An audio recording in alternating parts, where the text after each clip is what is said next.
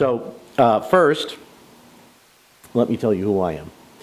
So I'm Phil Schuman. I am the U.S. Managing Director of a company called HighView Media. We are a boutique specializing in advanced media distribution. I got into this with Vaughn when we were working at Universal. I was responsible ultimately for all of television distribution, and then as a part of that, the modern forms of that we were also responsible for. In those days, that was something very exotic called video on demand, which now isn't so exotic. It's that's in almost everybody's home. If you have a cable subscription or or you get TV from your phone company, you probably have some sort of video on demand capability. Now it's gotten a lot more complicated. So what we're going to do is we're going to look in a little bit about what's all this new stuff doing. But the question is this really true that that the old way of watching TV, which is leaning back in your living room and just watching a single screen, is that really the wrong way to watch TV now, or is it this multi-device environment where you're watching TV perhaps in the background, also with your cell phone, maybe a laptop, and even some other portable player. So what we want to do is, what we're going to do today is sort of try to separate a little bit of fact and fiction, and see if we can separate between what's noise and what's really going on here. So the first thing to do is to have a look at this. These are from Three Screen Report. These are and from the Nielsen Company, which is obviously the big collector of data on TV viewing. And the thing that's very interesting is, even with all of this over the top, YouTube, Google, all these things, live television viewing is actually still at an all-time high today. 86% of the homes in the United States are connected to some form of linear pay television. And this is astounding. Still today, 98% of all video watched in the U.S. is still on a TV set. And I circled a couple of things here just to give you a sense. I mean, it is astounding. But in 2009, the average home watches 141 hours of television in a week. That's a lot. That's unbelievable. And it's interesting, that's a 1.5% growth rate, but the absolute growth is 2 hours a day. That's amazing. Or a week, I'm sorry. That's amazing. Well, and then you compare that to the internet, right? Well, that's 1, 2, 3, fourth line down. Okay, 3 hours and 11 minutes. Now that's, in one way, small, but then if you look at the growth rate, well, that's a 50% growth year on year. So while the absolute consumption pattern of video is still wildly tilted in favor of television, there really is something happening here, because there's a lot of growth in this new means of watching video over the internet.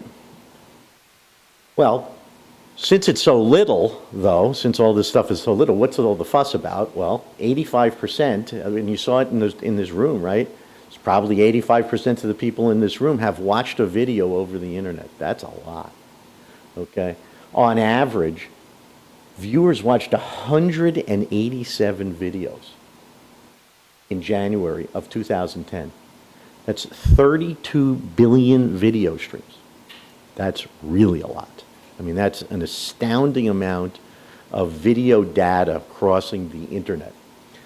Now, still most of this is short form video. It's YouTube kind of stuff, and it's probably news clips, and it's free. But there is, an explosion of usage there.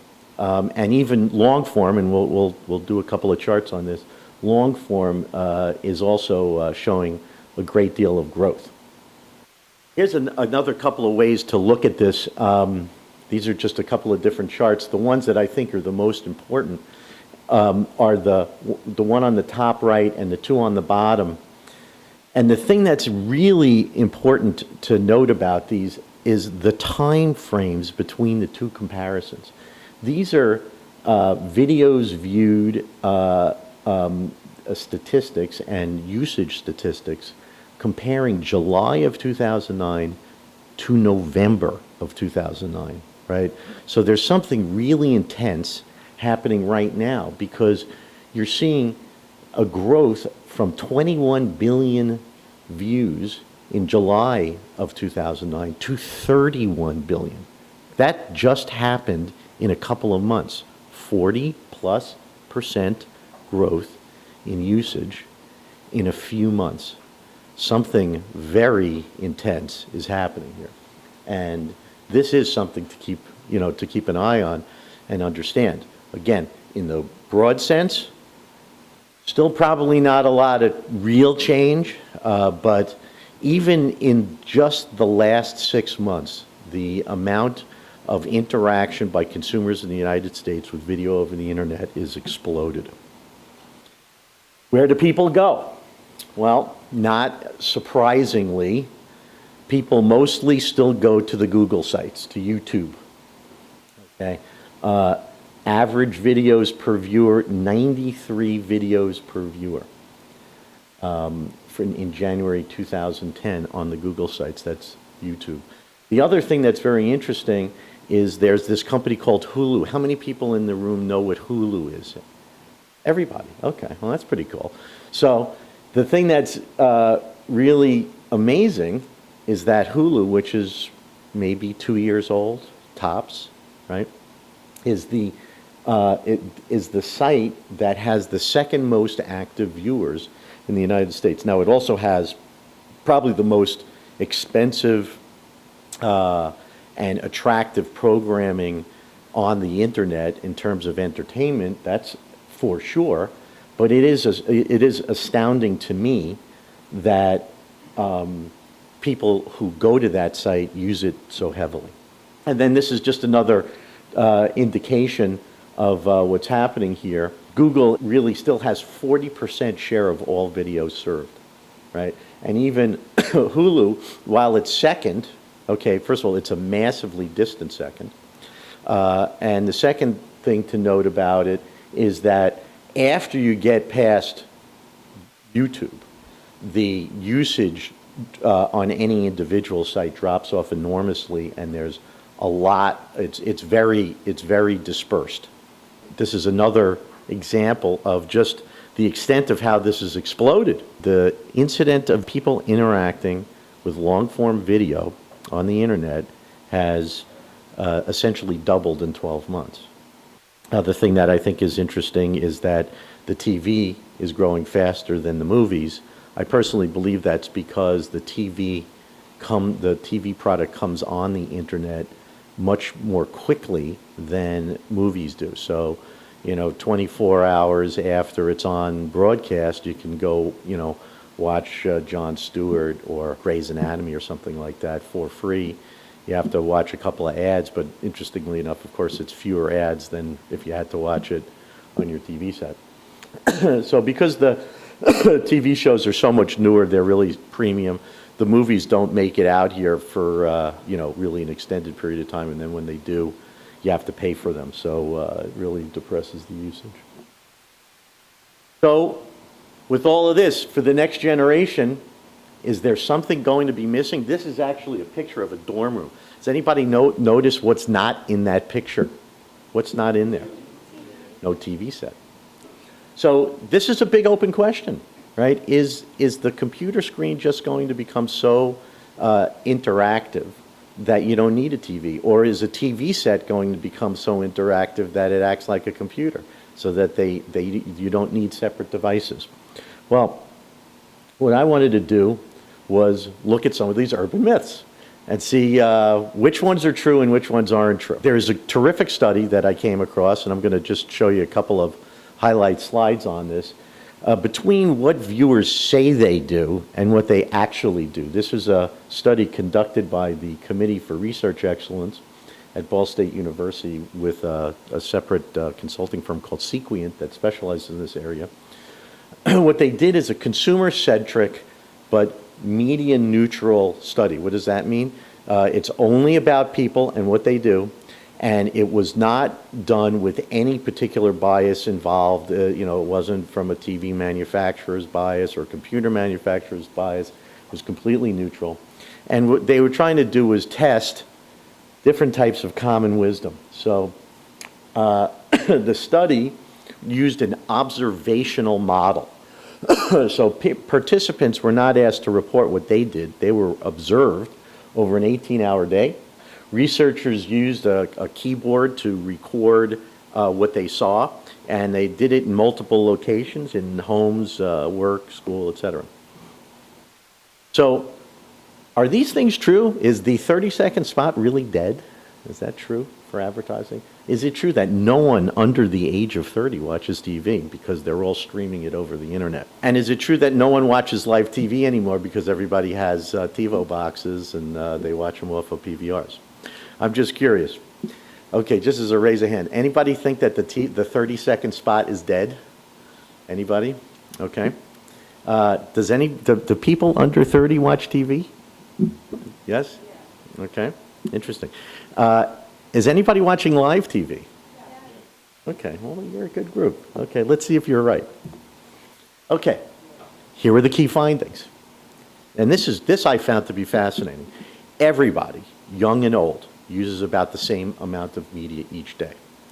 And the highest use turns out to be in my demographic. The 45 to 54-year-old is the party that is actually using the most media every day. Media multitasking, actually that time usage is roughly equivalent, again, across all age groups up till about 55 years old. So only people really in the generation past me, right, I'm 50, in the generation past me, who probably weren't even of age to use computers. Everybody else is multitasking, and I know I certainly do. I have a BlackBerry, I have a separate mobile phone, I have a PC, I have a gazillion TVs in my house. So we're always multitasking with media. As I noted before, and this is just shows you, 99% again of all of the time. Of all screens of viewing is still on the TV. And that's even among the 18 to 24 demo, right? 98% of their viewing is still on the TV. So even the young folks, are still consuming an awful lot of television. Live TV led all video by a large margin, then followed by DVD viewing and then DVRs, which I thought was very interesting.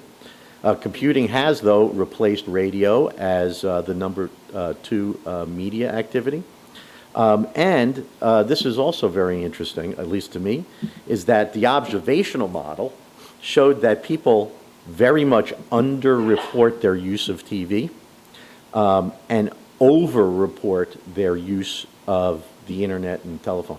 I personally believe that's the case because we're all so used to watching TV over the years that it's so second nature. It's not, people don't even realize they're doing it half the time.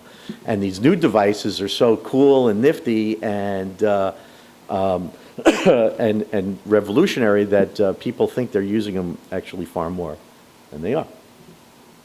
But even with those urban myths, let's say, dismissed, what will be the next stage? Well, the big thing is connected devices. I just listed a couple of stacks here of the proliferation of the types of connected devices and then the video services that are available on them. So game systems like the Xbox 360, the Sony PlayStation, and even the Wii at a certain level, have the ability to connect to the internet, and then there are actually stores available on those set-top boxes that are owned by the companies where you can buy VOD and you can get access to Netflix. I imagine everybody knows what Netflix is, right? Okay, so Netflix has this very cool service. It's not just, delivering DVDs in the mail. They have Netflix Watch Instantly. Everybody know what that is? Netflix Watch Instantly? Okay. So that's an amazing an absolutely amazing service. For $10 a month, you get as many physical optical discs as you want, as long as you send them back and forth.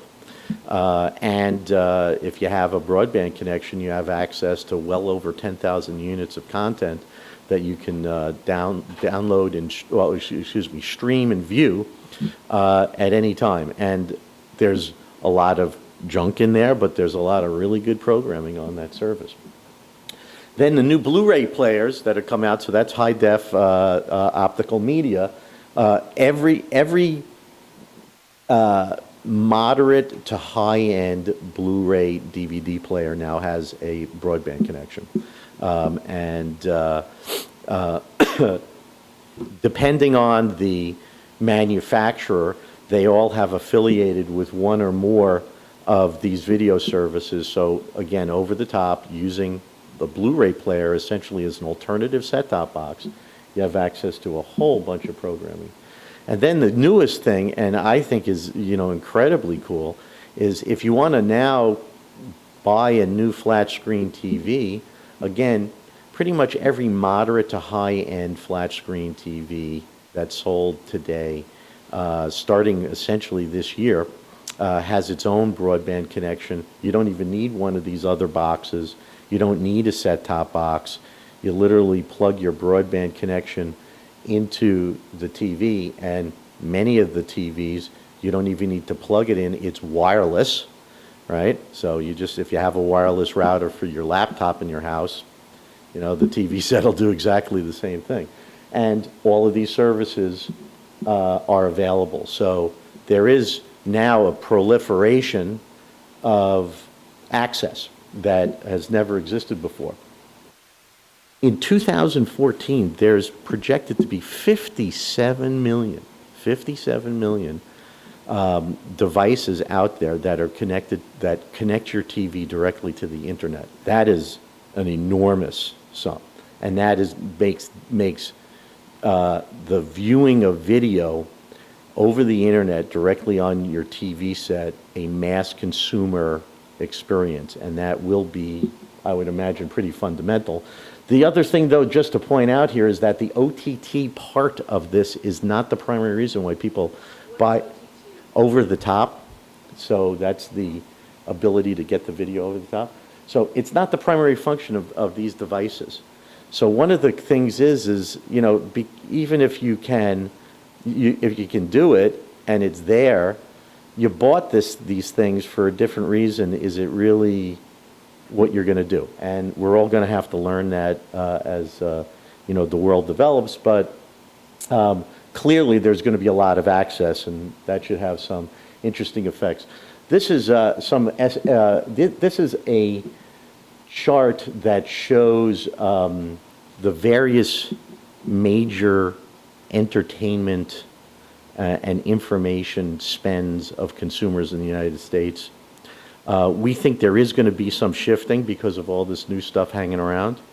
But our personal view is that the things that are going to be changing are probably not necessarily linear television viewing. We would see the acquisition of DVDs, physical media.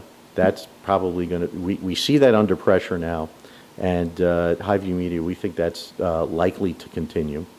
Magazine and newspaper subscriptions, we actually think are one of the greatest casualties of the broadband environment, and we think that's going to keep happening. And also, of course, CDs for music, that's clearly going away, and it's clearly going for digital downloads. And where are people going to spend more money? Internet access, your home, and internet access for wireless. TV viewing, we also think, is going to change, but some. Okay, TV viewing is going to change, but only some. So we think by 2013, live television viewing will decrease maybe by an hour a day.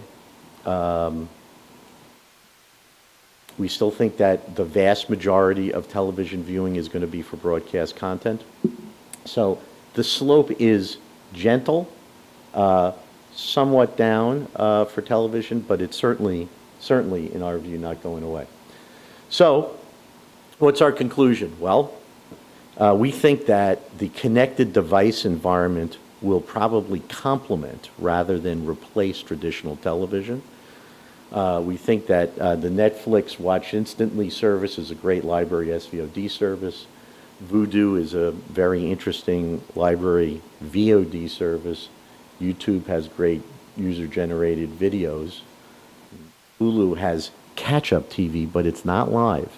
And that is something that's important because for network television programming, for let's just say the Jon Stewart show, that's still, in our view, water cooler type of entertainment where people like to experience it when it actually happens and then be able to share it with their friends and colleagues the next day at the water cooler. For good programming, a live audience is still going to be very attractive. We think that traditional paid television is not really going to go away. Still provides a premium, very aggregated viewing experiences, and there are lots and lots of households that are still going to want it. And sports, which is a key driver for television, remains pay exclusive. You do not see premium sporting events on the internet in mass. Maybe the lone exception would be the MLB.com, which has really been fabulously successful. But in a context, it's still really relatively small compared to baseball viewing on broadcast and in pay, linear pay. We do think that there's going to be some deterioration of viewership via traditional channels. That should be expected. Audiences are going to migrate to channels that offer more choice and flexibility and some cost savings. Consuming video through Redbox certainly has grown. We think it's going to continue to grow. As I mentioned, the Netflix service we think is really a fabulous product for its price, and VOD through all these other alternative ways of doing that. There's just going to be more and more people that will interact that way. We think that youth-oriented programming is probably especially at risk. That's principally because the younger generation seems to be the hardest demographic for pay television operators to convert to subscribers. People coming out of college, obviously they don't have a lot of money because they're just starting out their careers. They're very used to consuming lots and lots of video programming through alternative means, and how to actually attract them into a pay television environment is probably one of the great challenges ahead for the pay television marketplace. And the pay operators are going to have to adjust. Their pool, as I mentioned, is shrinking, and these ancillary revenues that they've been working on from the video world, at least, do face competition. There's lots and lots of overbuilders, but which is not up here. The thing that these companies do have is great subscription plans for bringing the data to the home.